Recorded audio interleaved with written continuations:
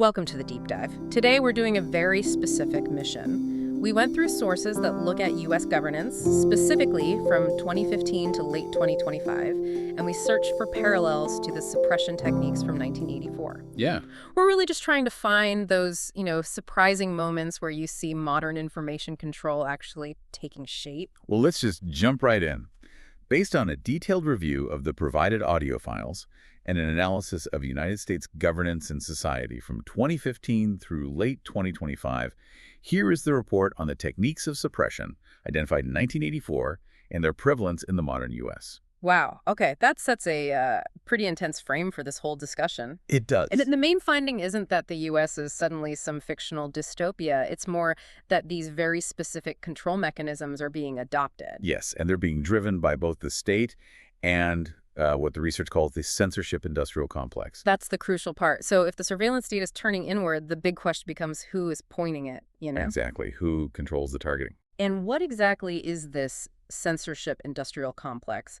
That term sounds, it sounds loaded. It refers to the documented collaboration between, say, intelligence agencies and then the big private platforms. Okay. Their goal is to filter, to flag, or even to suppress certain information. It basically turns information control into a huge automated system. Okay, so let's unpack that a bit. The first classic 1984 technique that really jumps out is this idea of a rapidly shifting enemy. It allows the government to kind of keep everyone on edge, right? We saw this play out in 2025. You had two major actions happening almost at the same time, but they seem to be in opposition. Right. First, in July, you have the Domestic Terrorism Prevention Act. This authorized new units in the DHS, the DOJ, the FBI, all focused on domestic terrorist activity. And they specifically cited white supremacists in that one. They did. But then, just a few months later, you get President Trump's National Security Presidential Memorandum, NSPM 7. And that was focused on countering domestic terrorism and organized political violence. And this is where it gets fascinating. Critics, like the ACLU, they immediately worried that NSPM 7 was so broad it could be used to target political activists. So wait, both sides are kind of building the same machine. That's the key takeaway. The whole apparatus of the war on terror, which was built for foreign threats, is now being used by both sides of the aisle against American citizens. It's just standard procedure now. So how is this justified? The source brings up this idea of doublethink, right? The phrase surveillance is liberty. Absolutely. The justification isn't about forcing loyalty. It's sold as convenience, as ultimate safety. The logic is that constant monitoring actually protects your freedom from these unseen threats. And that idea gives the state a reason to increase its control, no matter who is in power. So that's the why. How do they operationalize it? That brings us to the second parallel, this digital ID checkpoint. It sounds a little like the modern telescreen. Well, what's so interesting here is the paradox that the sources point out.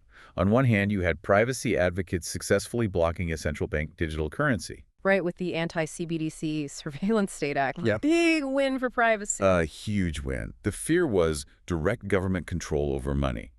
Yet, at the exact same time, digital surveillance around our movement got much tighter. You mean Apple's digital ID rolling out in late 2025 with the U.S. passport integration? That, and also the TSA announcing its own system, Confirm.id, for 2026. So if you connect the dots... You're moving toward a centralized digital checkpoint system for travel.